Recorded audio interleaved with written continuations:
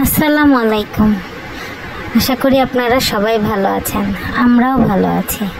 গ্রামে বাচ্চারা খেলার জন্য ছোট চুলা বানিয়ে তারা আলু ভেজে খাবে। আমার ছেলে মেয়ের আবদার রাখার জন্য তার নানু চেষ্টা করছে। আর এটা দেখতে যে এত সুন্দর লাগছে, হয়তো বা দেখা আশেপাশের জিনিসপত্রগুলো অত ভালো না, কিন্তু খুবই আনন্দের একটা জিনিস যে ছোট্ট চুলায় আলুগুলো ভাজা হচ্ছে এবং সবাই অপেক্ষায় আছে আলুগুলা কিভাবে খাবে।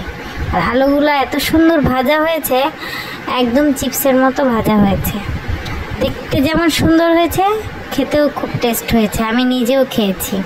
আর এগুলো সব করেছে আমার মামি। সে বাচ্চাদের সব আবদার রাখার চেষ্টা করে।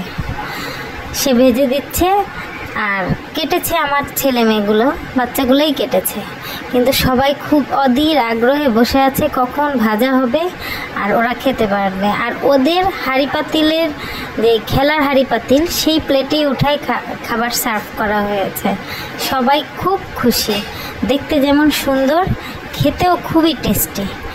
আপনারা গ্রামে গেলে এরকম করার চেষ্টা করবেন, অনেক খুশি হবে বাচ্চারা এবং খুবই ভালো লাগে। এত সুন্দর আনন্দনীয় ঘটনা, মানে দেখার মতো একটা জিনিস। ভালো লাগলে একটা লাইক আর সাবস্ক্রাইব করবেন।